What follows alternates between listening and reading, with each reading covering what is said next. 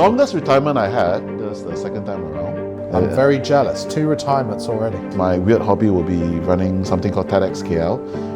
A massive craze of people queuing up to buy Hello Kitties at McDonald's. Pain point was the desperation of boyfriends want to collect the whole series for the girlfriend. I sold them around like 80 ringgit to 200 ringgit like that. Number one advice to people who want to be entrepreneurs is go get a job. And I never actually had a job. I think you hit the nail with the word grit, and that's something that Malaysia has an issue with. Never give up, right? There's a laundry business that's on our paper. Everyone loves a good laundry business. I think the worst advice you can tell people is to follow your passion.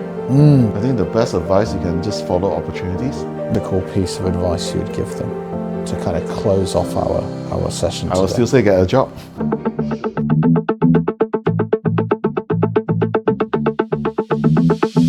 We've got a podcast to shoot.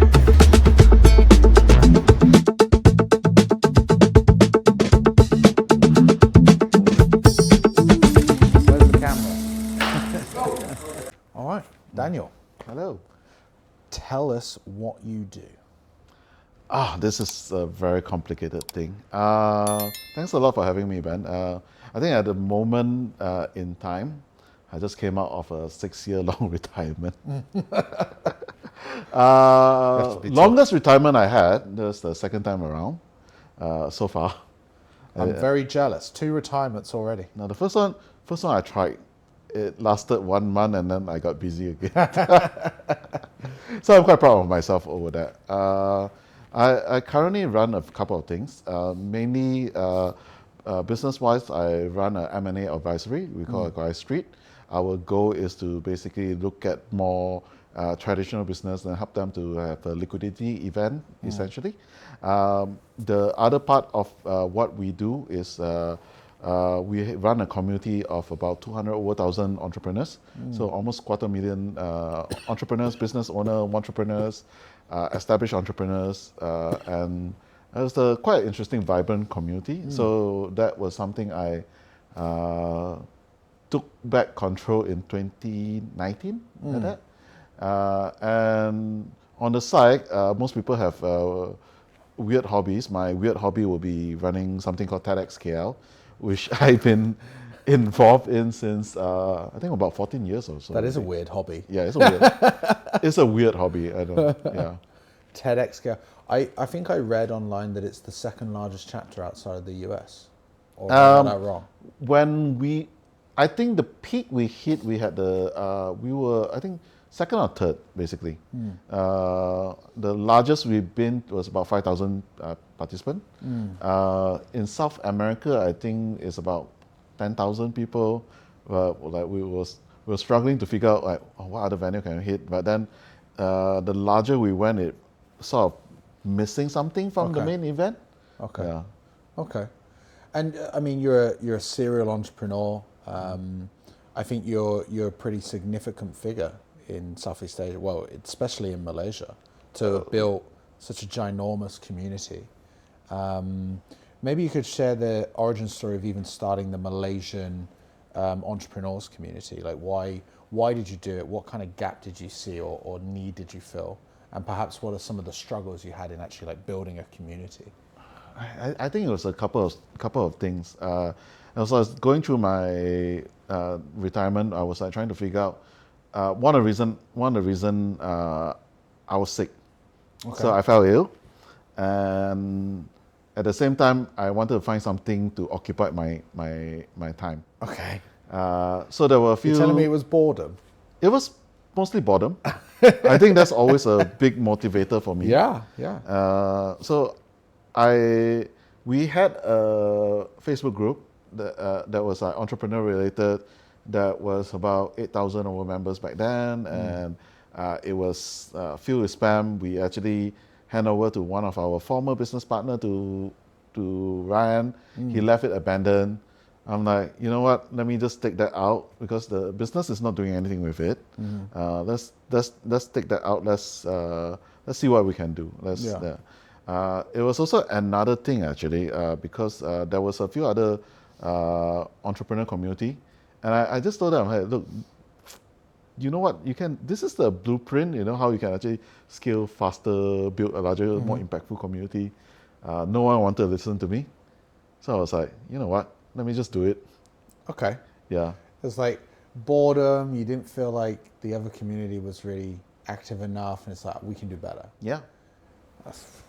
And I don't think you've probably got the same mindset as the average Malaysian. To like because I could be completely wrong. I've lived here for 7 years, but most of the upbringing people go through is we've got to work. Yes. We've got to work, and you clearly don't have that. You're not. When I say work, I mean they go get a job and they've got to earn an income, etc., etc. But you're like you built companies, you building community. Community's not earning you money. No, right? It's another hobby. You're doing TEDx. It's a hobby, and the kind of what from your upbringing made you kind of operate like that? You know, the funny thing is, my number one advice to people who want to be entrepreneurs is go get a job. Yeah, that's the irony, and I never actually had a job. But that's also me learning from my mistake, because if I were to get a job and had a few years of my life sorted out, building connection, I didn't have to build most of the stuff from scratch. I guess it would be a bit better game changer than me just starting and just hitting the road blind. But I started my first official business back in 1999. First year of I was 7 years old. Wow. just to rub that one in. No. It's been a while. It's been a while. At that point in time, so the environment was the .com era. Yeah. So it was everyone was like, oh, you need to build an internet startup and da da da da. I got sold into the whole idea. One of the reasons I ended up studying in this thing called Multimedia University, because we were sold that CyberJazz is going to be the Silicon Valley of the East, and they're still saying that, aren't they? Yeah, they're still saying that. Different thing. I would argue Penang is definitely Silicon Valley more. Semi Valley, Semiconductor Valley. Oh, Silicon, in sense. So there's a whole bunch of us bought into that whole vision, and we were kids, and we didn't know better. The university was very supportive. We got funding from our university. The university invested in a very stupid idea, selling cars online back then. Okay. That was 99, just like... Good idea now. It's an amazing idea now, but back then it was like shitty. We had Tun Siti Asma back then to launch because she was our chancellor. Okay. Of course, that business failed within a year. .com bubble burst, a whole bunch of stuff.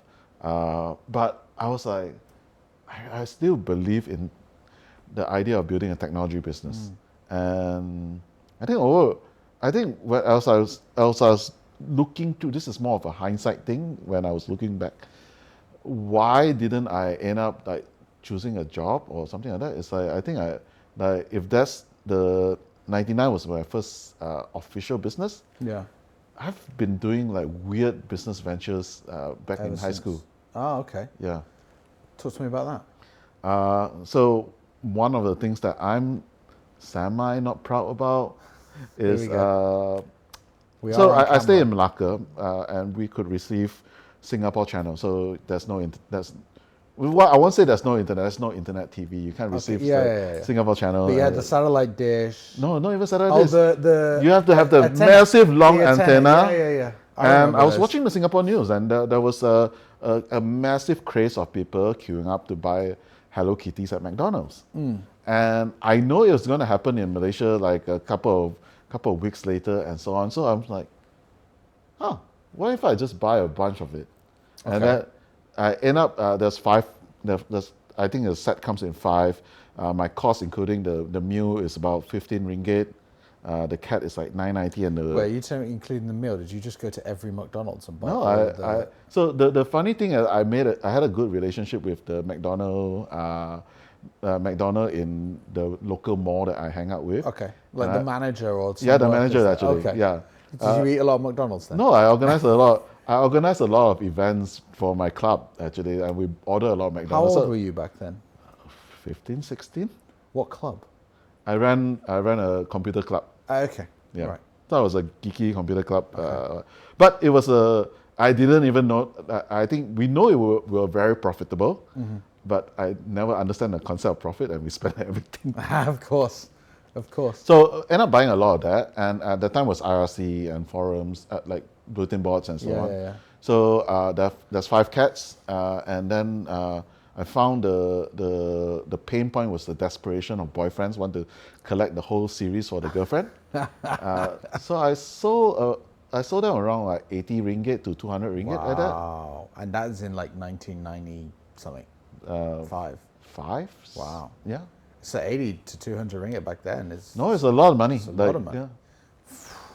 And like going back even further, just like because I know a lot of people hesitant in this part of the world to perhaps follow those kind of entrepreneurial paths because the family puts a lot of pressure on you.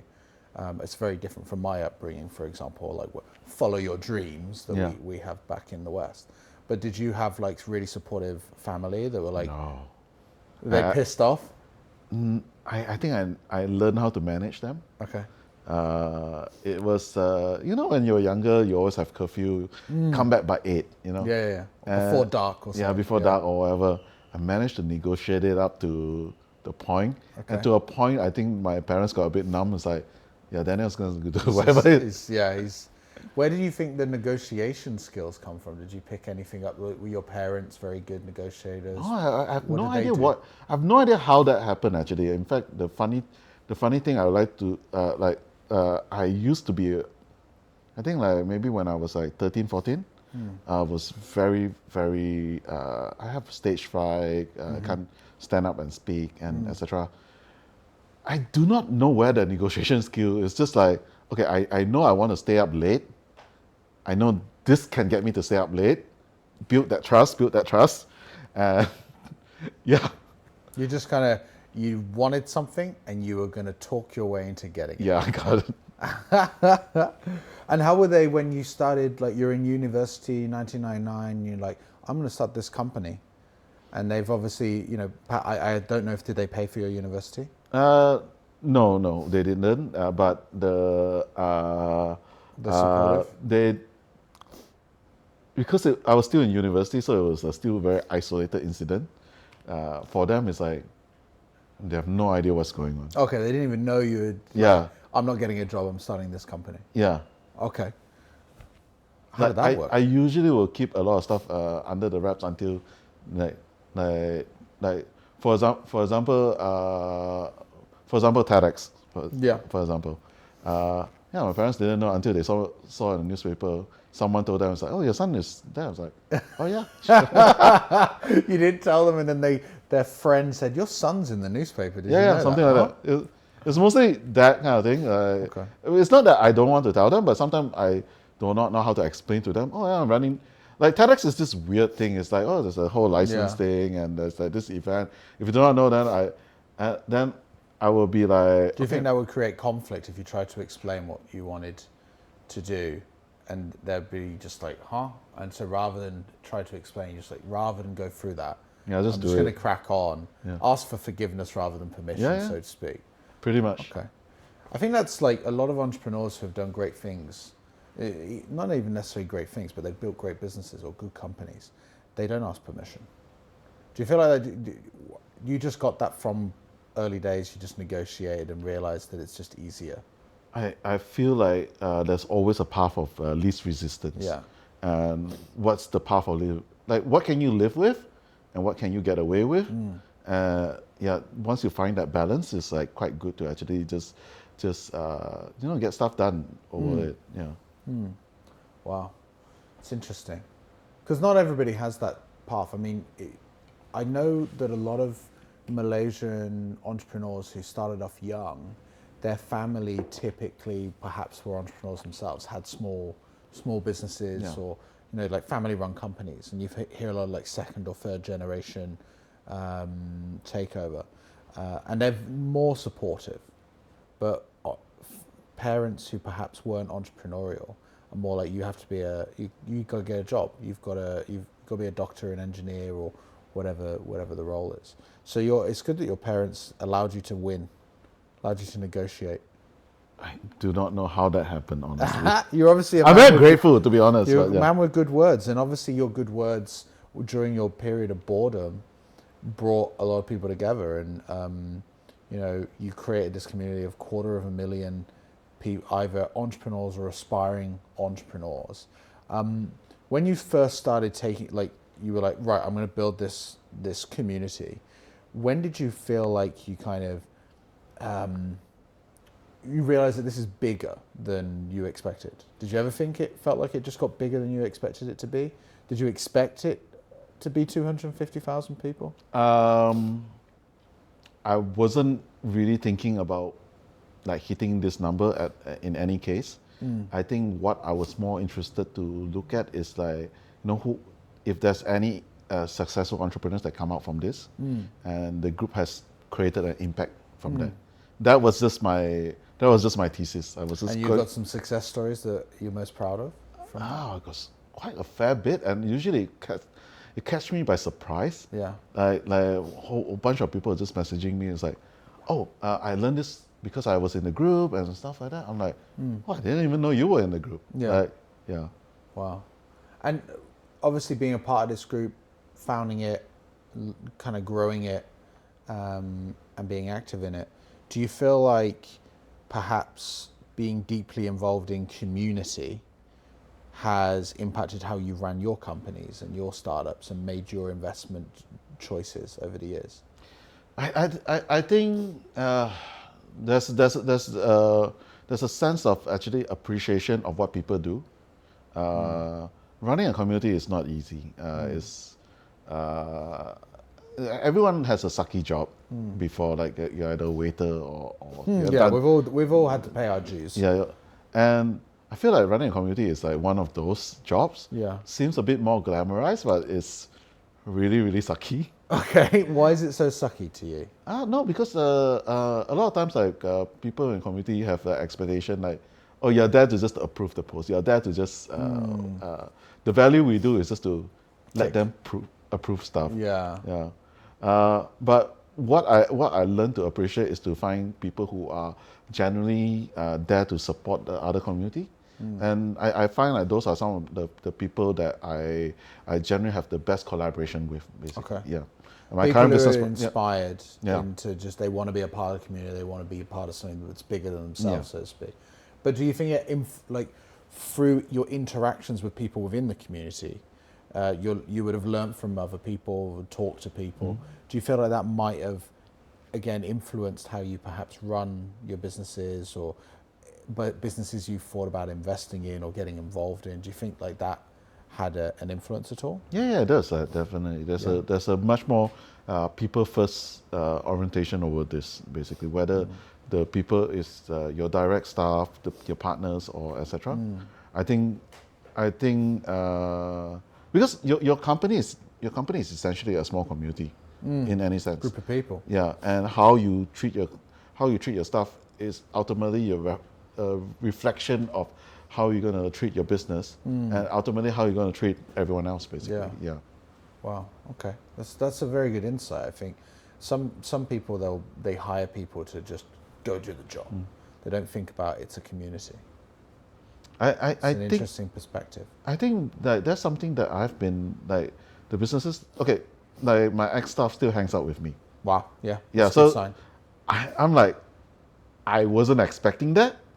Like they still hang out with me. One of them go climbing with me. I'm like, so I'm quite grateful that happened. You must have been I mean, that's a testament to perhaps you as a leader or as a mentor to the people that work for you. Because I was thinking about this as well. For me, I actually had a call last night with my former boss. He's the founder and CEO of this other company, and I left him 5 years ago, but we'd probably talk a couple of times a month. Nice. For 5 years. We live in different countries. We have a good laugh on the phone, joke around, give each other shit, tease each other. And that's because he was my mentor. He was a tough cookie, don't get me wrong, but like I learned a lot through him and enjoyed the process. And I think if you've got ex-staff that are still hanging around or interacting with you, it's a testament to the relationship you had with that person.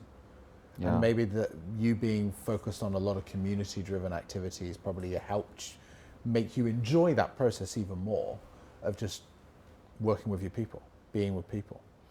I'm an introvert, to be honest. Yeah. But An introvert who started a speaker series. Okay, tell me more about that. You mean TEDx, right? Yeah. So I'm an introvert and not a good public speaker. Okay. TEDx came out for my first retirement, actually. Wow. I was. Another boredom activity? It was a boredom thing, but it was also a friend of mine was doing some stuff at TED, and they were launching this thing called TEDx, and she was like, "You are very free. I know you know what TED is. We're launching this. Come help." Yeah, can you apply and can you be like one of the first one to do? And the expectation back then, it was like more like a watch party, basically, because if you can rewind, TED just uploaded 10 videos on YouTube, and they were like, okay, this is really successful. And the notion of if you love something, you give it away, and then you come back like multiple fold. TEDx is their most exponential project ever, basically. I cannot recall, did we hit like 4,000 active license around the world? Wow. But it's just crazy. Like in the New York office, you get, I don't remember even what color YouTube play button we had. We had this like diamond one, like the 10 million or something ridiculous. Yeah, that was like so many years back. I do not know what's the new one now. Yeah. Wow. Do you, circling back to like lessons from community, do you think you have a specific instance where a lesson from community, aka you were with work, talking, hanging out, being a part of the community, whether it be at TEDx, whether from a speaker or just chatting in Facebook, right? That you kind of learned something that you could literally implement into your business. Do you have occasions like that happened throughout your time of building the community? I think that the fundamental is really figuring out what problems people are facing. Yeah. And that is the same case with business, because ultimately the purpose of business is to solve problems. And figuring out what people are asking online, sometimes, because there's always going to be a gap of knowledge. Yeah. And I'll give you an example. This, I think, happened a couple of years back. There was this kid that posted, I'm looking for an IT company to, and just like, then I was like, okay, we do not like those kind of posting. Yeah. So usually I spend a bit. But where someone's asking for a service. Yeah. You don't like those postings. No, I don't like a posting that is very vague. Oh, okay, I see what you mean. Yeah. So usually we try to encourage them to give more detail. Why do you need an IT? Yeah. Why do you need? And IT is like this big question mark. So I do spend when it's a bit more manageable in size, I do spend a bit time to just like message. I still do, but I can't get through so many of them these days. Like, okay, why do you need IT? Oh, actually, then he was trying to describe a problem. Basically, he wants to network his dad's office. Okay. And he didn't know what is it called. He didn't know. Yeah. He wants all the computers to talk to each other. Yeah. He just needs he's like, I need an IT guy. He just need. He's like, can I speak to I want to hire an IT company. And I was like, what do you mean? Do you want servers? Do you want like this? And once I figured out, okay, this is how you speak to them. This is how you write the whole thing, and this is what. Here are some contexts you can do. And a lot of times, like there's always this gap between problems people are facing, but they don't know what to search for. They don't know how to. Perhaps don't fully understand the problem. So that's really interesting. So by being you were the. I don't want to call you the gatekeeper, but you were like the gatekeeper of the community, where people post and then you're like approving and rejecting, or then going, hey, give me more information. But actually, by having that involvement, you're finding problems. Yeah. And did you then, at any point from that community, think that's a big enough problem for me to invest in? Also, that's the M&A business, basically. Wow. Yeah. So your whole M&A business essentially has come from all the lessons you got from your community. A lot of it actually came from there, because friends start asking for businesses to buy, and then businesses are posting businesses to sell, and that was like, okay, you know what? It started off as helping friends. Then it was like, okay, I think there's I'm helping a lot. That's, yeah, it's like it's taking up a lot more time. yeah. Yeah, I need to charge you guys already. So it's like, yeah. There has been always a few. I think usually at an earlier stage of business, usually we look at the founders. Yeah, of course. Yeah. So the ideas of what they are trying to solve, it could have changed. So one of the companies we invested, they started off to do to help people to resell their furniture. So it's like a custom Like a carousel type thing? yeah, they sell on Carousel. Okay. But they do like they come collect the furniture, Okay. resell it for you, do a split, Clean it up. Yeah, company is doing fairly okay, not extremely well, but then we invested in them just because of the founder. But that business is still running. He spin off and did an AI thing outside of it. Yeah, so it's like totally, and that company is like serving customer service like for one of the largest coffee chain in Malaysia at the moment. Yeah. Well, we can guess which one. Yeah, we can guess. But yeah, it's like that it's never like my thesis on at least early stage investment. It never comes with investing in the idea because the idea may have changed. The idea will evolve, pivot, or etc. Yeah. It's the people that build the processes, that build the product. And 3 Ps. Part of the reason why we end up investing in it is like there was a very clear clarity of communication, clarity of expressing the idea, and clarity of expressing the limitation of what that potential business can be. And did you, I may be wrong, did you find this business opportunity from the community? I know him a bit earlier, but it was something that he was asking in the community. Then we reconnected, and we're like, okay, let's do this. Yeah, that's cool. So people who are a part of that community, there's real opportunities to seek investment. Really, There's real opportunities to get help. And do you see, like, within the community, a lot of other community members helping other community members? Plenty. Yeah. There's a guy that sadly he passed away recently. He's like a fire starter in the community. So like he's a Fire starter, is causing problems. No, in no disrespect to the word, he's a boomer. Okay. Yeah, but an older gentleman. Yeah, he's an older gentleman. He's super, but he's super passionate about that the potential of the entrepreneurs in Malaysia should be like going out of the way, and like online he's just picking fights. Behind the scene he's just helping people, encouraging people. But online he's starting fires. Yeah, so there's always going to be people like, why are you approving his post? I'm like, you do not know what he's been doing behind the scene. Yeah. Like he's been just super supportive, super nice guy. Of course he's not afraid to piss people off. Yes. Which honestly is an incredibly important trait, whether you're in marketing, sales, business, whatever you're doing. You shouldn't be afraid to piss people off. I mean, like with that IT guy, he didn't know what his problem was. Yeah. Sometimes you've got to show people their problems, and it's uncomfortable. It might piss people off. Yeah. I mean, that's a really, really great trait to have. Yeah. And looking at Southeast Asia, do you mostly focus on Malaysia, or do you? So I am, a lot of the activities happen in Malaysia for me. But I used to be a bit more in the pulse of Southeast Asia. Okay. Not the last, like, I think post-COVID I slowed down a fair bit. But like we used to do this podcast, I think like way ahead of its time. It's called This Week in Asia.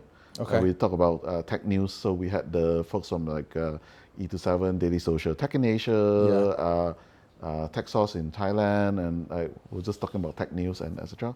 But Southeast Asia is always interesting. It's blue ocean. Yeah, no, it's I think if you draw a circle, I cannot recall how big that circle is. Like it's like almost half the population of the world. Of the world, yeah. Yeah, especially if you include India and China, you basically have 80% probably. Yeah. You know. And the accessibility is amazing. Like it's fragmented and amazing at the same time. Culturally speaking, and one of the things that I do a lot of focus in Malaysia, because I think Malaysia is very poised to actually do a lot of stuff as a bridge for businesses in Southeast Asia, basically. We are not the most expensive, but we have a decent amount of infrastructure. We have a decent amount of talent. I would say Malaysia, well, KL specifically, is the number one place to live in Southeast Asia. Oh, thank you. Like, no, I really believe, and live, right, and even build companies. I don't necessarily think it's the best country for innovation and change, but I mean, you look at Thailand. I mean, the language barriers are pretty difficult. Bangkok's a pretty messy, crazy city. Manila, not language issues, but they're pretty got one market, oligarchs and BPOs. You know, so it's a very different kind of market, and it's actually quite expensive. Lots of traffic, pain in the ass. Singapore, too freaking expensive. You know, KL is like Singapore's dirty older cousin. You know, gets it. You know, is a bit rude, bit naughty. But gets the job done. Do you know what I mean? Yeah, yeah. And I love it here. I've lived here for 7 years.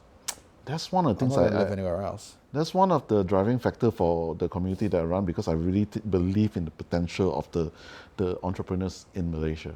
Well, let's talk about that. What do you make of the ecosystem here? Like, do you think there's a really great support network beyond your community to like encourage young entrepreneurs and kind of good pre-seed, seed, like raising opportunities? Like, what do you think of the ecosystem for like early stage? We'll start there. I think a lot of the times the government is doing a lot to try to promote innovation, promote entrepreneurship, and etc. So we have a freaking Ministry of Entrepreneurship. Yeah. Yeah, like that's to illustrate how valuable in terms of how they look at entrepreneurship. They have a whole ministry. Yeah. So that's how you create wealth. In a way, the downside is because there is, in terms of like building digital businesses and building new tech and stuff like that, there's such a fragmentation over who's going to handle what or what's going to. So funding wise, we are not the best. Currency arbitrage, amazing. If you're building something from Malaysia and your business is not in Malaysia, you're golden. You're literally golden. And I've known a lot of entrepreneurs who have actually capitalized on that. Yeah. And they are building amazing businesses from, like, even as build here but sell elsewhere. Yeah. Yeah. Yeah. There could be e-commerce business or whatever. Because labor arbitrage, right? Another reason why I built my company here, because people would ask me, why is your company Malaysian? So, I was here. But, you know, labor cost is not expensive, and, you know, you can service an entire market, like the whole APAC, you can service from here. You know, your rent's cheap, your labor's cheap, your electricity costs are cheap. Cultural accessibility, flight. Yeah. Like, there's so, again, the list of advantages versus disadvantages is... What do you make of the talent? I think there's potential with talent. I think one of the issue with the talent here is that they're not exposed enough. And there's I think we met at the AI Tinkerer. AI Tinkerer. You look at that, like we did a 45-minute hackathon, and these people haven't done vibe coding. Right? Yeah, they are there. It's just the level of exposure. Yeah, and they need the encouragement really to push. Yeah, whereas like you have other markets, like take Singapore, it's just constant exposure, right? Maybe even overexposure in some capacity. So Malaysia needs more of this community to events, right? Yeah, if you look at the Web3 world, there was a period of time, like, I think there's a lot of key infra and key Web3 stuff that actually came out from Malaysia. So CoinGecko is one of them, Etherscan, Jupiter. Like, Malaysia was actually like always in the forefront or something, and then but there's no double down. Yeah. There's like a couple of folks, but nobody else jumps on it. Yeah. Do you think? I mean, obviously AI. We can't not talk about AI in some capacity today. I was talking with someone last week. He teaches teachers how to become entrepreneurs, basically.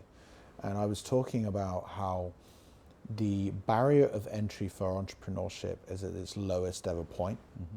You know, especially where you're looking at actual scalable products where you can digitize, right? You can build an MVP or a prototype with a couple of hours and a couple of prompts and $20.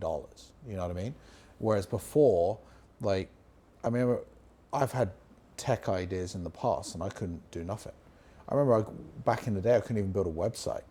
I mean, I eventually figured it out, but like, I didn't have those skills. So then you have to pay someone to build it, and that costs, and then you have capital to input. Now you can build an MVP, you can get like a wait list, or you can build some traction without ever having to give up equity or raise money. Do you see a lot more startups popping up because of that in this country? This is something I'm trying to encourage a lot. Yeah. There is a community that Andre and I started. Andre, yeah. So it's called Build with AI. That's your community. Yeah, that's my community. Another freaking community. And the So many. no, it's this window of opportunity that a lot of the entrepreneurs should just take advantage of. Yeah. The one of the meetings we had earlier before I came over here is like there's this fairly seasoned entrepreneurs is like, oh, you know what? I have this thing that I think I can just build an MVP. So we're just running through. I show her how to launch an self-hosted Docker. Yeah. Basically, she was like, "Oh, it's so simple." Yeah. And she's not a tech person at all. Don't have to be. Yeah. That's the great thing. So really, you want to drive this community exposure, which actually comes back to your core, right? Yeah, you've been a successful serial entrepreneur. Yeah, you're an investor, but you're a community builder. And these communities will actually create great change here in Malaysia. Hopefully, that's the idea. That's the the goal. vision. Yeah. My thesis is basically we are about 40 to 50% powered by SME in terms of our GDP. Yeah. Better entrepreneurs lead to a better economy. That Absolutely. Leads, yeah. And if a more moral leadership that comes from all these entrepreneurs, if that's the 0 to 1 that I can change, I think I'm leaving Malaysia in a better place. That's a very great vision. And I mean, yeah, you've got Builders AI, but what more could we do for Malaysia, do you think? I mean, is there anything around education, like getting young people more enthusiastic at the beginning? Like you, when you started your career, you didn't get a job at all, ever, right? Like you mentioned, you never had a proper job. So how can we kind of inspire young people, do you think? So one of the Here in Malaysia, yeah. So this is a model in Singapore, and I think it's one of the fairly most successful model in terms of developing entrepreneur. It came from this thesis of entrepreneurship cannot be taught; it can only be caught. So you catch the entrepreneurship bug. It's from NUS, which is the National University of Singapore, and one of the guys that came out of this is this guy called Professor Wong Po Kam. Prof Wong is a mentor of mine and amazing dude. He came out with this program called NOC, NUS Overseas Colleges. What they did, NOC has changed over the years, but when the start of it is actually so interesting. If I know this program exists, I have gone to Singapore. What you do is you actually spend a year of internship in a startup. Ooh. And we are not talking about startup in Singapore. They send you to where all the hot zones of where startups are. So in Beijing, in Shanghai, in Germany, in Silicon Valley. So the friends that I hang out with, some of them actually work in Facebook when Facebook had sub 50 employee. Yeah. Wow. So when it was like still the Facebook. And that's fantastic. And with the folks that came back, they start building stuff like E27. They start building stuff like Carousel. They're just dramatically inspired. Shopback. Yeah. And so these guys, the logos you just mentioned, these guys have got a part of that program. So do you think that's something that we should be doing, and who should be doing that here? Should it be an educational institute? Yeah, it should be. But could it also be private? Because I was talking to you before we started recording about WaveSparks, right? And how they've they've partnered with the government in Singapore, but they essentially get kids from all over Southeast Asia, and they get like a little bit of money to create a small idea and to like get people playing and tinkering, like AIT, right? Tinkering with ideas, and then mentorship, and that's supposed to help inspire. And you have to apply to the program, so you give somebody that opportunity. I think things like that are really great. I also think if you go back to high school, when you were describing you ran a club, Yeah. and then you came up with this idea you saw an opportunity and you went for it. I was thinking about when I was at school, I saw an opportunity that kids wanted more sweets and shit, because we had this chef called Jamie Oliver. Uh-huh. You know Jamie Oliver, Yeah. where he had this whole school dinner thing, and he got sugar so out of the you- school and all of this stuff. And so I used to go to school with £2 lunch money, and on the way to school there was a supermarket, Uh-huh. and so I bought donuts with all my lunch money. I bought like 20 jam donuts. I'd take them into school and I'd sell them before reception, because like people needed it. And I think what would have been really good when I was a kid is that kind of activity would have been encouraged, rather than I just figured it out on my own. Because I'm brave, perhaps braver than maybe somebody at that age to just go and do that. But what if you had like a program that was like, do you want to make extra money? We've come and create a business. I think there are some private programs that done that, but it's really a bit more, as you asked earlier, the cultural aspect. Yeah. Over in the States, there is this concept called the lemonade stand. You set up a lemonade stand at the side of the road. Yeah. In Malaysia or in more Asian countries, they're like, don't talk to strangers. Yeah. Don't talk, go to tuition. You know. Yeah. But I There's think a fear here. there's a bit of fear here, but I think it's also that level of inspiration, that level of getting caught in the entrepreneurship bug. I really do not know how I got this Bug. Yeah, I really do not know. I can, when I was growing up, I was inspired by Bill Gates or Steve Jobs, etc. But it wasn't inspired in the way that, hey, they are entrepreneurs. I didn't know this term or business owners. All I know, like, oh, they're doing technology, just doing cool shit. And I was curious enough to explore. I think that is the part that we need to build, that curiosity, to build that level that kids will be like, if they see someone at the side, their friend who's doing it. And we were consulting this project for the government to social engineer financial literacy. So we did a test project, basically. The test project was actually to figure out, because if I tell you, oh, you look at a really successful entrepreneur, to them, it doesn't make any sense. But we need to look at that one step ahead, the 0 to 1. Yeah. Oh, that person is not that different from me. That person comes from a very similar background, or etc. So it's not that. I think that's reachable. Yeah. Once you cross that bridge, it's a totally. Look, we're not doing anything impossible. You know, I was watching another podcast yesterday. I was flying to Singapore for a day trip, and I was watching on the plane. And there's this lady called her name's Emma. I can't remember her surname. A very successful, Sentai millionaire. Very, very successful entrepreneur. And she came from what we call in the UK a council house. Okay, yeah. So government gives you the house. Her father left when they were super young. There were 3 daughters. Mom became the dad, and this lady became the mom, the big sister. And so her life was like deal with a family. It was a difficult childhood, right? But she had the grit and determination, still built this empire.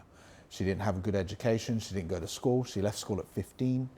And I was thinking about that story a little bit, and thinking about young people here in Malaysia, like I said, with the cultural.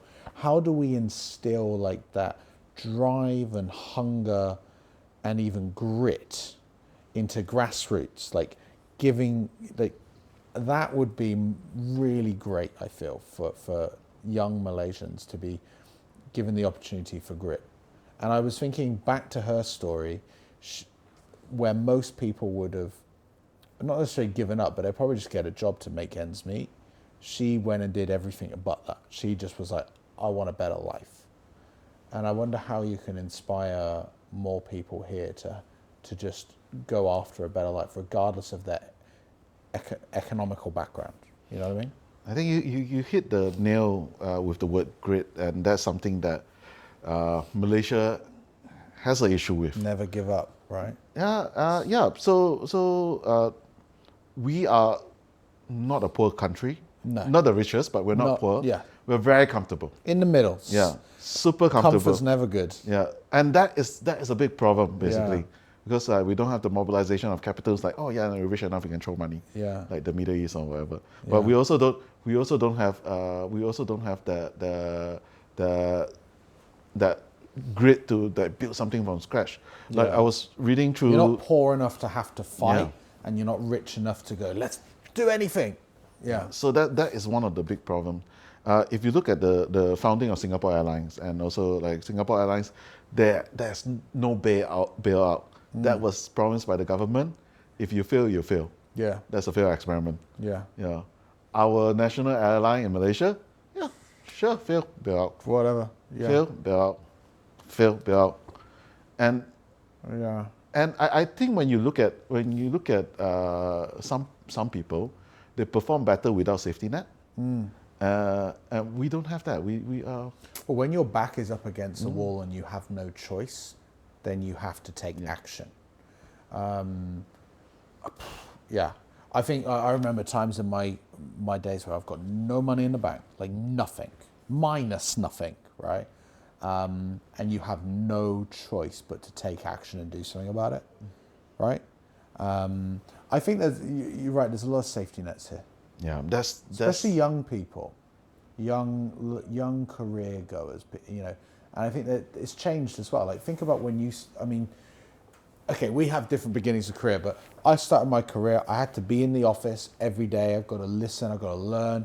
I can't slack off. I've hit the phones. You know, work hard, get it done. And that's like a really amazing learning environment. Here, the attitude, I think, is a bit different. And then young people now work from home and demand that they work from home. So they're not sat behind you, listening to you make calls and learning how you're doing it and improving themselves. You know what I mean? I know. These are big societal. I think that's not even a Malaysia thing. That's like a whole. Yeah, that's a global issue. Yeah, that's really a global issue. But also look at the youth have a different aspect in terms of what they define in terms of the last couple of years. The top most desired job is to be a YouTuber. Oh yeah. Yeah. So like the skill sets they are taking or they are learning. So it's no longer about there are certain fundamentals. Working human, managing people, doing sales, like those are very key fundamental. Maybe there's a deficit in that sense. Speaking in front of the camera, editing videos, vibe coding, vibe editing. Yeah, now, vibe editing. Well, shit. Those are the skill sets of the future, basically. Like, I do not know even whether I'm equipped to just like help to inspire that, but that is the move. There's this gentleman in Canada called Wayne Gretzky. They call it the Great One because like the saying is this: you do not go where the puck is, you go where the puck is heading. And is this sector, in terms of managing a team, is it important now? Part of the notion of this AI revolution, and that's something I'm quite excited about, is the sense that if you look at Lovable is Lovable. sub 50 people, 11 labs, 30 people, Replit. Yeah, Replit, and the companies are getting smaller and smaller, but the impact is a lot more massive. Yeah. And maybe if you look at Mr. Beast might be the wrong one, but you look at what's his name, PewDiePie. PewDiePie was a solo It still kind of is. He's probably got like a guy editing his Yeah. videos for him. Pretty much. Yeah. So the skill set might be very different in terms of that. What kind of, yeah. I was talking about how AI is going to impact jobs, right? And you were talking about how skill sets are going to be different, and even companies are going to be way smaller. You're not going to need as many people to make huge revenue. Like Replit, multi-billion-dollar company, 50 people, right? Instagram back in the day was like 11 people. You know what I mean? When it sold for $1 billion. So people does not equal revenue. Yeah. Right. And I think businesses, especially new ones, which are going to disrupt a lot of traditional ones, are going to change the makeup of employment. I was talking about how a lot of jobs are going to be obsolete. I wonder what the roles are of the future, because not everyone's going to make it on YouTube. No. Right? No, but That's like everyone becoming an actor. It doesn't work. So I'm curious I mean, you're an investor, and I know you invest more in traditional, boring businesses. Are you also looking at... I do look at tech, but not as much, basically. No. Are you looking... Because, I mean, when you're investing long term, right? Mm-hmm. And so we can compare your investment view as well as what employment would look, because you're looking at things that are going to still be around in 10, 20 years, still make money, right? Boring business will be there. Yeah. Boring businesses will still be here. And is that where we're all going to go work? Maybe. I don't... No, so I think there's going to be 4 weirdly interesting opportunity. One is authenticity. One is experience. One is infrastructure. Yeah. And another, what was the last one that I say? Oh my God, I forgot this. I got one, ecotourism, but you probably won't get Yeah, no, that's experience. Yes, experience. Yeah, that's experience. Yeah. Authenticity, experience, infrastructure, and... You're missing community. It's not community is authenticity. Oh, okay. Yeah. Okay, I missed Too many that. categories. I missed that out because like there's this notion, but let me just run through it and see I can remember the 4th one. Go. So authenticity is like I think as AI go more prevalent, there's going to be more notion of actually trusting certain individuals. Of course, not everyone will be a PewDiePie or Mr. Beast or what's his Bobby Soputra or something like that. But Kevin Kelly has also, there's this notion 1,000 true fans. You don't need a lot to build something sustainable. No. Yeah. So I'm sure you can find a niche, like people can find a niche within this more than 8 billion people to go through. Experience will be something that people will definitely go through. Experience will be like, let's get people to do certain stuff like ecotourism or all this kind of thing. Those are all really experiential. Yeah, so that will be something. Do you think we'll have a more leisurely life to focus on experiences? Do you think we'll end up all having UBI and... I hope so, but I'm not that optimistic.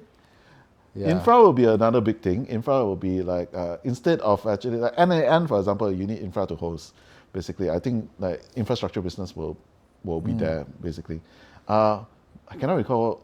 I think the last one is like really boring businesses. Basically, when you say the word, because there's going to be listeners that will think they know what boring business is, but when you say what a boring business is, what kind of businesses are you talking about? Let's assume manufacturer of fireproof door. Okay. Yeah, 7 mil PAT. Yeah. Ringgit, by the way, but not. I mean, it's a boring business. It's like AI would not change that in the next 10, 20 years. Yeah. It'll still be there. It'll still be needed, and etc. Trade business will be there. Trade business. Yeah. Do you look at F&B? Do you look at food? I think F&B is a bit hard one. I come from an F&B family. Yeah. So my parents, my dad was a chef. Okay. He ran a business post retirement. Sold that off during COVID. So it wasn't that what. F&B is either a passion thing or a skill thing. So there's always going to be this challenge, basically. I was just I've been thinking about, perhaps this is the wrong word, wrong kind of business for them, boring. but I was thinking about human businesses. When I mean human, like you are always interacting with people. It's not necessarily a digital business. So I was thinking like clinics, chiropractors, doctors, dentistries. These things are not going to be taken by AI completely. I think maybe one day we'll have our teeth whitened by a robot, and the dentist could be a robot. But I think these businesses are going to be pretty interesting to bring in like our level of expertise. Because think about a dentistry. Mm-hmm. Who starts the dentistry? A dentist. Yeah. Is a dentist necessarily a businessman or a marketer or a salesperson or good at customer service, good at evangelism for their brand? Some will be, many won't. Yep. And I feel like there's an opportunity there where a lot of us white collar workers, digital guys that are probably going to be completely destroyed by various LLMs and AI products, there could be an opportunity where you take your skills and you take it to a boring business. Yeah. Yeah. That's so true. A good buddy of mine is a dentist in Malacca. Okay. And let's buy his business. No. It's his family business. It's my dentist. But that's actually this whole series of dental clinic consolidation, basically. Yeah, you buy and you just start to bring him into your group. Yeah. The downside of that is basically because the cost of setting up a dental clinic used to be a lot higher. Now it's a lot more cheaper. Yeah. So the barrier entry just gone down. Yeah. They are pumping up dentists like mad like that. Yeah. Is there like some kind of credit scheme to? There's just a lack of dentists. I think if I'm not mistaken, the equipment price got lower. Okay, it's got more affordable. Because last time you have to buy. You got the bed and the thing. Yeah. Okay. Yeah, there's so many different opportunities. And so when you're looking at boring businesses, it's basically stuff, you're looking at companies that are not going to bring in tech isn't going to replace it, basically. Tech is going to enhance it, but I don't think it will replace it. Yeah. Okay. Like, let's say manufacturing, for example. Yes, maybe up to a certain point, you might end up having like fully automation. What is it called? Robots. Yeah. Mega factories, gigafactories. It's not gigafactory. It's like a blackout factory. Okay. Yeah. I think that's nobody's in there basically. No one's in there. Don't even have to turn on. Press go and it creates product. That'd be nice. It might come to that point. So the question always will be like, who are going to be the buyers? The buyers are still humans, basically. Yeah. And then, exactly. Okay. So it's this weird rabbit hole that I want to say I don't have the answer. Yeah. But I think there are certain things you can do to hedge yourself out there. And what made you decide to be an investor rather than just builder? And another follow-up question to that as well. Do you miss? I mean, you still build, right? Or do you miss building? I think it's a combination of building and investing. Whether certain things need to be built and run. Certainly, you can buy and run. Certain things you can just build and trust the thing. I think it's a really case-to-case basis. We are all limited by the amount of things we can do. I know AI gives you superpower. You can do a lot more stuff than you used to be able to do. Superhuman. Yeah, like it gives you that multiplier, but reality is it's like how much multiplier can do you have to actually push for your business and etc. It's about that leverage. Yeah, so that's always going to be reality. Like if you ask me to start a business that do IoT automation, I have absolutely no clue. Or recently there was an opportunity that came to our plate. It's like manufacturing for white-wing drone bodies. Oh yeah, I know what you're talking about. I'm like, I have no idea what the hell. Yeah. Yeah. And so when that comes across your table, what do you think? You're an investor, so that's beyond me. But you're like, I can't get involved. I do not like certain. If I don't have a grasp on it, or I do not know the person, I really don't know how to. Yeah. I don't know the business well enough to give a good assessment whether is this Am I taking for a ride, or is this a good business? Is it a good investment? What are the things around this basically? What do you enjoy more, building or investing? I think Or do you look at I think more of it I'll be more keen on building, yeah, but as we are building our fund, I need to look at things. I need to look at the business a bit more different. yeah, Yeah, where are the areas of operation that we can improve? So building is basically almost like a blank canvas, and but you're operating the fund more of like M&A PE style, yeah, where let's say I have this manufacturing business of doors, the fireproof doors. You would come in and go, right, I'm gonna basically buy a portion of your company, and I'm gonna come in and improve systems. yeah, So then instead of being like a VC, where it's like maybe you'll be involved a little bit, but really you're kind of outside. yeah. You actually get into the We're gritty we're and going to come be in. a bit more in the face. Yeah, I think. yeah. So you're coming in and going, we're going to improve this system, we're going to improve that system, we're going to market this way, we're going to connect you to this network. Yeah. Okay, so you bring a lot of value, not just capital. Yeah. And so that means that you have to assemble, because we're talking about building, you're building the fund.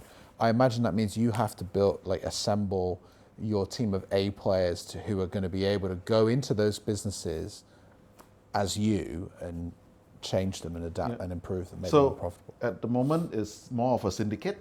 Okay. So there are people who are more into, like, for example, there's a guy in Singapore that we are working with. They do tech install. Okay. So they install software into the system to create a multiplier on there. Okay. Yeah. Whether then we have the human element of it, whether it needs to be a operation guy, and whether it needs to be someone to coach or restructure the thing. Okay. So that there is a lot of different Lego blocks into that ecosystem, and that is something that is quite.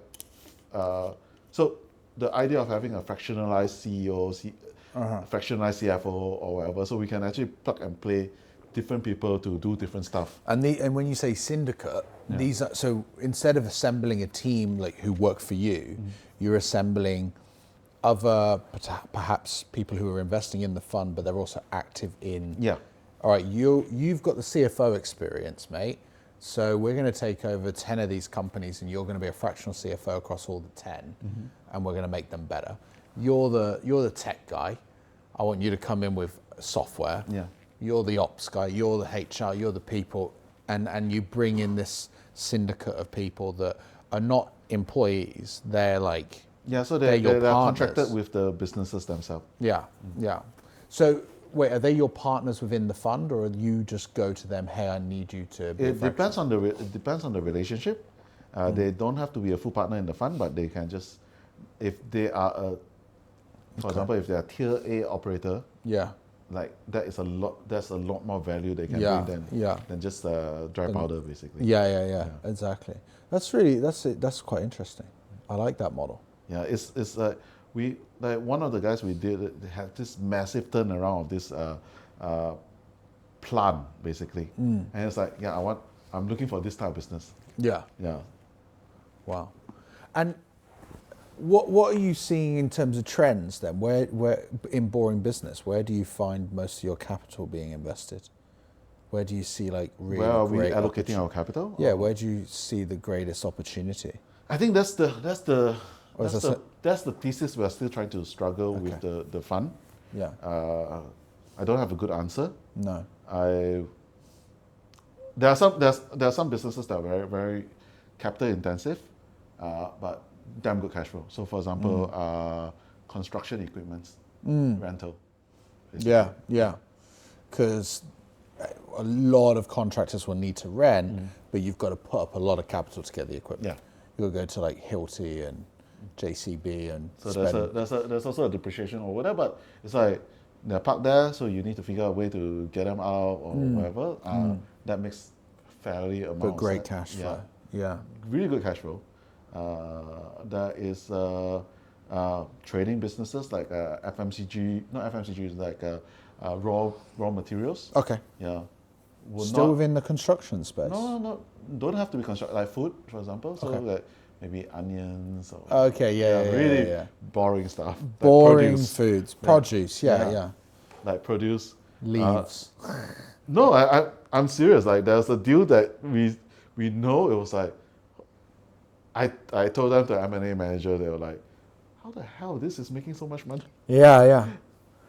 It's boring businesses. You're boring always business, shocked how much money they're making. I keep saying this as well, by the way. Like nearly half of the conversations I have with people, which kind of get like in entrepreneurial, we end up going boring businesses, and we're all in digital tech businesses. And maybe I need to come out and join you into the boring world, No, the boring because it's world not actually boring. It's this reputation. So that's where AI can come in. And do some reputation, like maybe Take over the boring work of the boring take out all business. the boring work of it. But at the end of the day, you're managing like storage, you're managing like logistics, Yeah. you're managing supply chain, you're managing your supplier, like that kind of stuff. So you're not doing anything groundbreaking. Yeah, You're not creating the next. but you're making money. But you're making money. Yeah. Yeah. But you also will not see like a 10x growth, Yeah. basically. So you have to be real with it. Yeah. Yeah. But with the fund likes cash flow. Do you, because you're actually kind of if I'm looking at it like more of a private equity, you're kind of taking a piece, and I guess you're going to cash out. You don't have to sell to cash out. We don't have to sell the cash out. Yeah. Yeah. So There's a few. You're building a conglomerate in a way. There's a few models we can figure out. One is a roll up, then you go for listing, dividend declaration, depending on. But we have to figure out the financial modeling of all the businesses, basically. Yeah. If we, I mean, even to consider the fact that you can sell for scrap. Yeah. And you can like decentralize the business. There are assets. Yeah, there are a few ways to play around with. Of course, that is like not what we are looking at. Some of them are like looking at that, but also have to figure out where are the key assets of the businesses, where are the modes of the businesses. Like I think like some of the threat will be like, can China come in with pumping more stuff at a cheaper price or something like that? You know? What's the risk? Yeah, what's the risk? Yeah. That's why the moat's so important. Wow. Yeah, I can see as we talk about this, like as when you're talking about perhaps the difficulties or how you have to look at a company, I can see the excitement. Like you're really enjoying this kind of new venture, this fund. It's a big question mark because no single company is the same. Yeah. So you are not got a repetitive job at all. No. The least repetitive job possible. Even though it's in boring business. It's like boring business, but different. yeah. And that's exciting. And do you only invest here in Malaysia in boring businesses, or do you look at Southeast Asia? At the moment, our focus is in Malaysia. Okay. Yeah. Okay. At the moment, we are looking more in Malaysia because I think there's a few converging trends. One is 2030, we are going to be an aging population. So more and more founders are like they run business for 20, 30 years. They want to exit, retire. No successor. Birth rate dropping. Yeah. Consumer spending increase at certain areas. Then I think we're fairly stable in our currency and stuff like that. So yeah. So there's a few key trends over there. Yeah. Okay. It's fascinating. So the currency stability and the currency arbitrage, if there's an export opportunity for the business, all of a sudden it's a very different gameplay. Yeah. I mean, if the business was predominantly, they have a product that they could sell overseas, but they hadn't been. That's a great opportunity to bring the skill set that your team have to go, great, we'll sell you to Europe. Yeah. Or sell you to US. I mean, that makes a huge amount of sense. And I think you bring huge value, and you're not chopping them up. I think that's a very good, like you don't have that in your thesis. You're not coming in, buying it, chopping it up and selling. I think that's like you're not breaking up companies. I think that's like the worst case scenario. Yeah. I know there are structures of running PE firms that it gets more complicated in terms of that, but I don't think that's what we want to do. If the business is making money, Yeah, and that's what's important. Yeah, that's at the end of the day. And for you, it's cash flow. Like you don't necessarily cash out because we're selling the company. you want to make cash, Yeah. just keep that flowing in. And I guess how many companies have you acquired over the last couple of years? No, so this is a fairly new Okay. thing. Various of us have worked on different projects. So coming together to do this is a fairly new thing. Very new. Yeah, so very excited about it. Yeah. Yeah. So not acquired anyone just yet, or just a few. Now there are a few on the table we're looking at. Okay. I think there's a few that we were didn't work out, but ultimately it comes down to what's the duty of it. When the teaser, the thing, oh, that looks nice. Then Then you look underneath. you have to start looking, and like when they And open under up the the bonnet. kimono, Yeah. then you have to figure out The kimono. that's the like, what exactly it is. So Yeah. our goal at the moment is to figure out a thesis, like where can we consolidate our key strengths instead of doing everything. What is the segment of business can we focus our gunpowder? Yeah.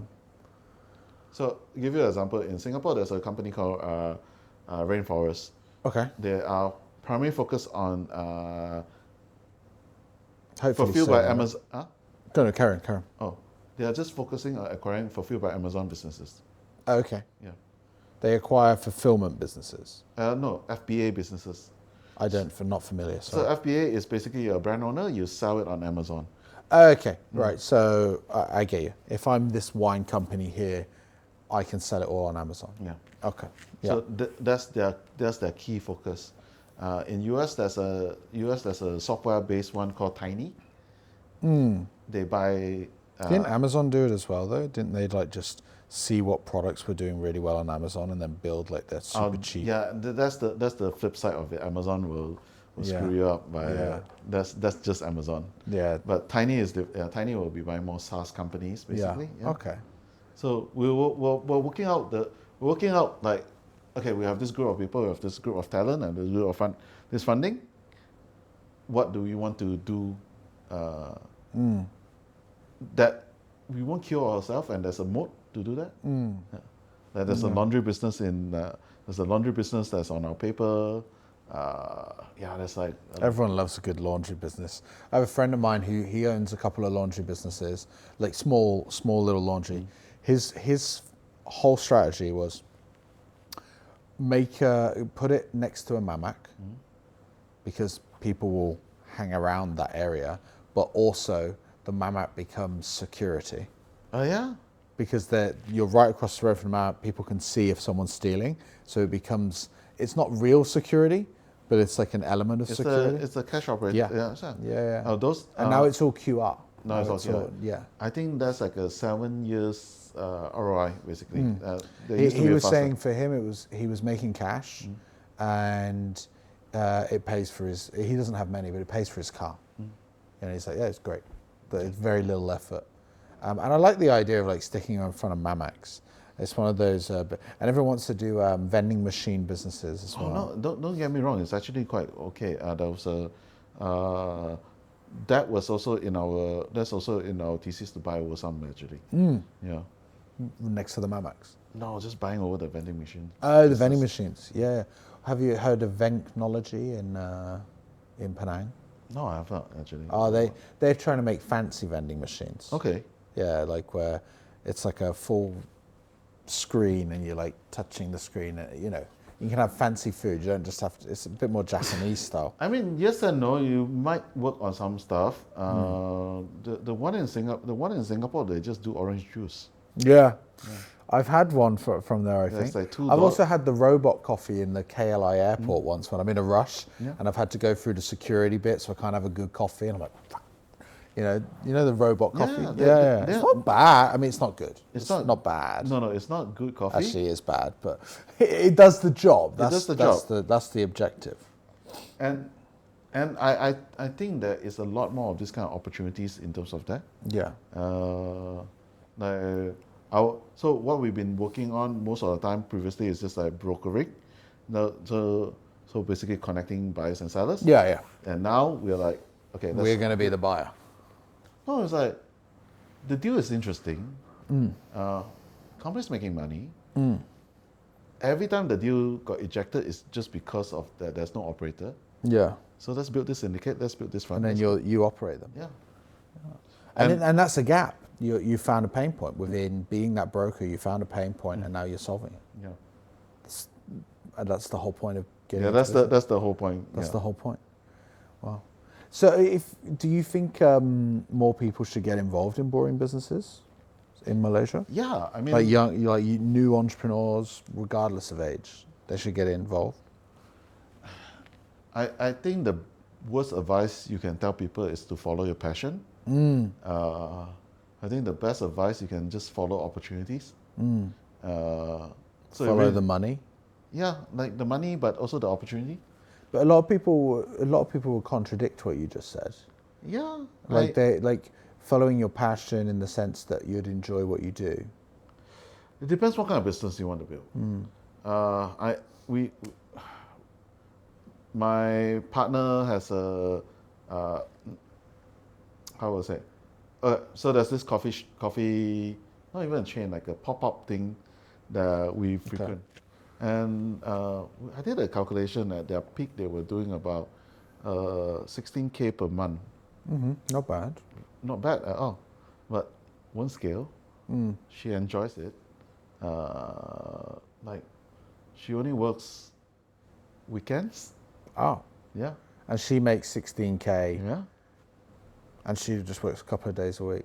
But then, in theory, you could scale it, right? In theory, if she wants to, Yeah. but then she doesn't know how to systemize it. Yeah, Yeah. because then Yeah, you're that's going a- up the value chain. You need to figure out the rest of it. Yeah. So more people should try to build these small little weekend boring. I think it's always good to businesses. build side hustles. Yeah, Yeah, and that would be very good for the ecosystem here. I mean, more people would be creating value. They'll be earning more money, which helps the economy in itself anyway. And it probably would inspire a lot more people. but yeah, it's always going to be this Side hustle. lower risks in terms Yeah. of. I think a lot of my advice with the entrepreneurs in my community is like you need to learn how to manage your risk. Yeah. Yeah. Or the romantic notions like, you know what, I'm going to drop off. I'm going to drop out. I'm going to build this company. I'm going to be a Mark Zuckerberg or Bill Gates. So Quit my job. Yeah. I Quit school. Realistically speaking, The failure rate's high. failure rate is hard. Zuck has a fairly well-to-do family. Bill Gates' parents, the dad was like the top lawyer in Seattle. Yeah, he was a serious lawyer. Yeah, so it's like they have backups. Yeah. They have more backups than you know.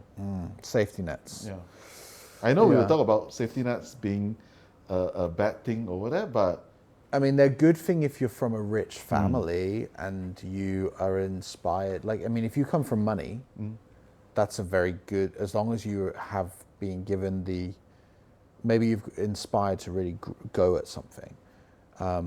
But also when you're not from a rich family, you do have to side. Or if not side, you have to go and learn. yeah, Right, I was thinking like leverage is so important. And I was reading a book about it, and the story goes that, let's say you're a contractor, right? You work for a contractor. Contractor's a home improvement contractor. So you're the home improvement guy. You go in, your boss has told you, go to this house, do this work, and you're probably getting like minimum wage because your job is anyone can do it, and so I can replace you very easily. Now you go up to the next level. You're the contractor. You have to manage your workers. You have to make sure they show up to the site on time. You make sure they do a good job. You've got to get some customers. You've probably got to be organizational skills. Then you go up further. Now you're a property developer. You're deciding you need to know that this is a good area to build. You need to manage contractors.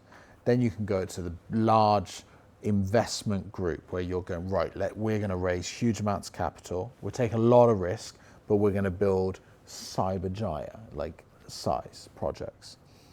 And you can go even further and go, you know what, I understand the market, I understand this. I understand all the components in how these big companies are building this. Now I'm going to bring in some guys, and I'm going to make a digital product, and I'm going to make Zillow, which is worth billions, and you're leveraging all that skill set. And I think the best thing anyone who wants to build wealth should do is start to leverage themselves. And so with a side hustle, it's a great start. Yeah. Because you can start to learn a new skill. Or even when you're an employee, there are people around you, and go and do the work that isn't your job so that you can learn, which then creates leverage for you. But I strongly encourage anyone to do a side hustle, because you're going to learn so much, and maybe that takes you up that next ladder of leverage. That comes back towards the notion of entrepreneurship can be caught instead of taught. Yeah. Yeah. Yeah. But I feel like you don't have to catch it for a side hustle. I think you just need to think that I have to do a side hustle. I think it's a thing that maybe what's his name, Chris Gillable. Chris Gillable does like the $100 startup. Yeah. And like Chris is a big proponent of side hustle, so he has this podcast called Side Hustle School or Side Hustle. Something like that. Yeah. It rings a bell. And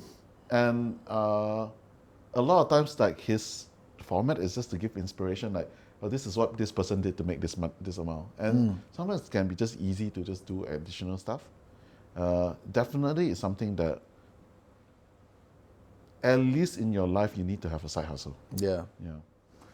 No, you do. I mean, look back at my life. When I first had a little bit of money in my pocket, I spent it all on alcohol and food and entertainment, right? Like most young people, we want the things that we didn't have before. But I had a job, and I immediately side hustled my passion. I grew up in the video gaming era, not like it is today in the golden age. But I grew up in the beginnings of esports, at least in my post-school era. And so I started an esports team on the side. I wasn't a good player, but I got a group of good players together. I had the organizational skills, and I had sales skills, and I got a couple of sponsors, and we had a cool little team. Didn't make me any money, but I learned loads. I learned how to convince a big corporation to give me money for this tiny little team that was really not worth it. But like I learned so much. Then I tried to go up that chain, still on the side, and build like a league and a tournament. Instead of managing one team, I had them all. Now that business didn't work, it actually failed, but I learned from that failure very quickly. And then, eventually I started a real business, but I even started my main company now, Nectar Group, as a side hustle. I was working full time, and I realized that it was COVID, and small businesses needed leads, and they used to get them from networking and going to events, and they needed help. And I was like, well, I'm good at that, I can help. And then before you know, I was able to quit my job because that side hustle was successful. Yeah. And it was something that I had a very good skill at. I think everybody has that capability. Your side hustle does not have to be a boring business. I mean, it can be a boring business, but it doesn't have to be like something you're super passionate about. But it could also just be your hobby. I guess you like coffee, roast beans. There are a lot of. I guess we live in a time that, as you say, it's easier to start a business. Lowest barrier of entry ever. People have so much opportunity to try new experience. So building any side hustle is like that. And let's be honest, we have more flexibility in our work-life balance than ever before, right? You are never going to be late to a doctor's appointment. You're never going to miss the teacher's conference, because we have flexibility built into the business culture now, right? And with the work from home, everybody can build a side hustle, because no one's watching you, making sure you put in the hours. And let's be honest, a lot of people aren't necessarily putting in the hours because of working from home. You have that great opportunity. You're saving 2 hours a day in commuting to work on your side hustle. I recently mentored. So I'm from Multimedia University. That's my alma mater.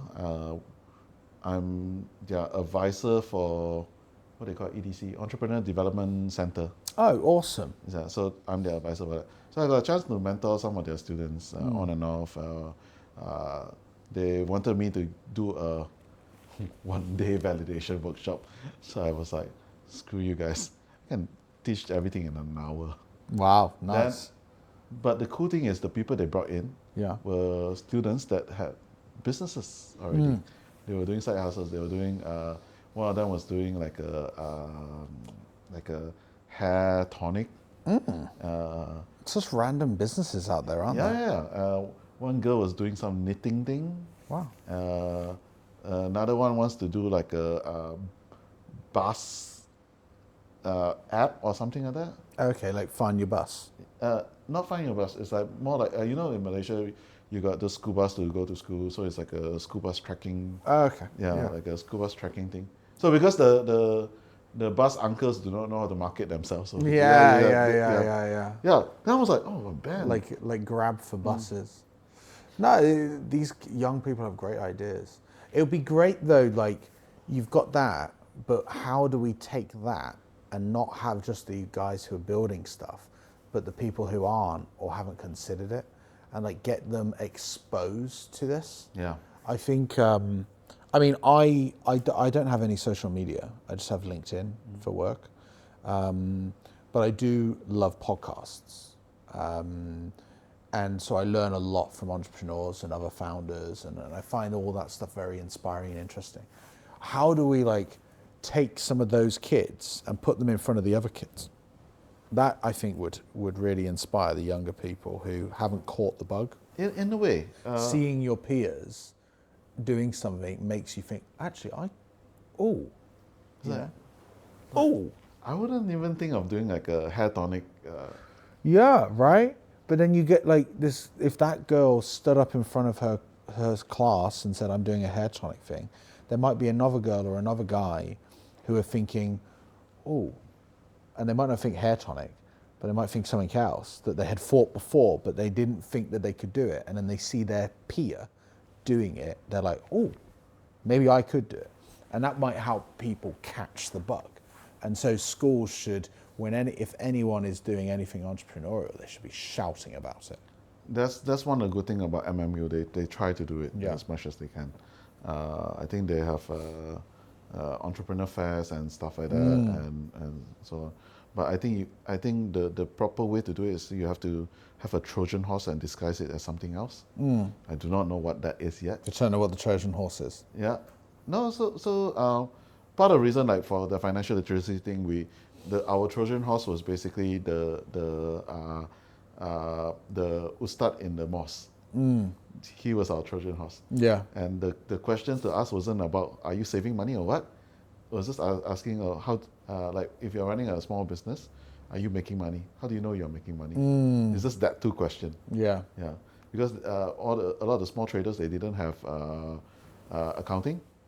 So this was the back in the day where when you when e-wallet first started, and they would do the money transfer from only Monday to Friday office hour, and then you realize a lot of vendors do not accept money on Saturday and Sunday. Yeah. Then they will accept only. Let me clarify. They only accept cash on Saturday and Sunday. Yeah. Then you're like, why? All of a sudden we kind of, I don't have money to buy my stuff for the next day. Yeah. I need money to buy stuff for the next day. Yeah. And they don't have that. So then we know they have a cash flow issue. Yeah. Because they don't even have enough to go for that. So it was just that insight to build that site turn to ask them to document, and then had a P&L. Oh crap! I'm not actually making money. I need to raise my price. Yeah. Or I need to reduce my cost at this. Actually. I mean, sometimes we don't realize the pains that we have, right? Those challenges. Sometimes you just have to be asked the question, and then you're like, oh, that is a problem we can solve. Yeah. So that Trojan horse is like it's always a fun experiment. It's very inspired by Taiwan. Actually, Taiwan does a lot of this social experiment. I won't call that a social experiment, but they have a lot. One of their more successful one is like when anytime government want to have like GST or stuff like that. You know, people will complain, and then people try. Any taxes anyway? Oh, excuse me. Taxes yeah, anyone changing taxes is going to piss someone off. So this was pre-digitalized age, and the way they do it is they actually issue this official receipt for the companies, and if you got this official receipt, every I think every 6 months they will have this massive lottery taken from a pool from that money they collected. Okay. So it forces all those people who They think they're going to win it, so they're like, okay. yeah, it's like, oh, I want to keep my receipt. Yeah. So the traders have to give out receipt. Ah. So they're social engineering the whole part of To it. get people to keep, that's very clever. Super clever. And Yeah. one of the very fun thing that happened, a very interesting byproduct of it, is like now, the younger people don't really care about this lottery that much. No. So there are charity organization that you can just donate the lottery to. And I think the last time I went there, you can actually use the app and just donate it directly because you get the e-thing. So you donate the thing, and this charity organization is partially funded by the lottery. So that's really cool. So obviously we don't know what the answer to this is, but we need to try to find some form of social engineering activity that will drive people to side hustle, to yeah, that's cool. And if you were like looking back throughout all of your history, right now we're talking about buying businesses, investing, speaking with universities to try and inspire entrepreneurs. You built companies, you sold them. If somebody was starting today, a young founder, what would be kind of like one critical piece of advice you'd give them to kind of close off our session today? I would still say get a job. Get a job. Why? Explain. It's very counterintuitive because like I didn't have a credit card. I didn't have a whole bunch of things early on when I first started. I didn't know all. You had no credit. Yeah. So getting a job helps you to learn manager.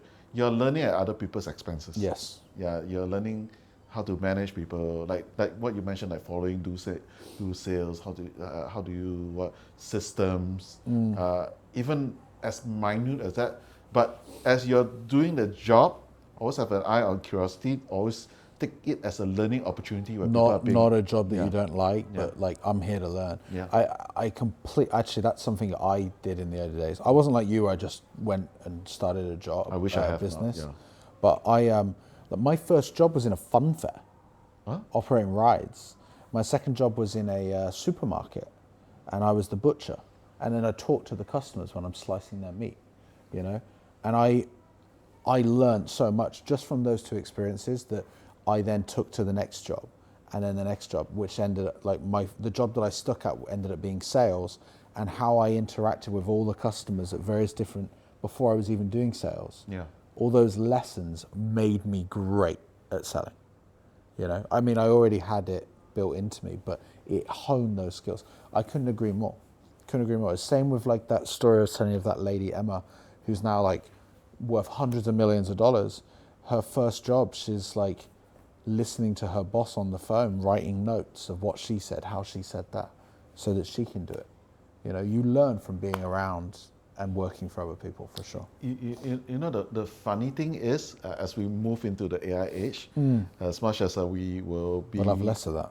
No, I mean, the better you are at communication, the better you are at AI. Yeah, I completely agree. It's like I was speaking to someone who clearly doesn't get it, because I was saying, I was talking about AI, and they were like saying, oh, you've got to be simple with it. And I was like, no, like you treat it like an intern, you get an intern. You treat it like a director, you get a director. You know, it's if you put stupid in, you're going to get stupid out, right? Maybe slightly smarter, but you will not maximize the potential. Yeah, right. So I agree. I think that's a big lesson. I'm going to add, not just get a job, but be a great communicator. Learn how to be a great communicator, either by talking to people or reading books and then talking to people, right? Yeah. Yeah, that's the irony of it. It's like, for AI, you need to learn how to talk to people. Yeah.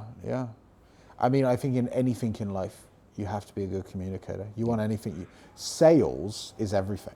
Yeah. Not necessarily like selling, but selling is everything, because I have to sell to you to come onto the podcast. Oh, I'm no. not actually selling you a product, but I've sold you to come on.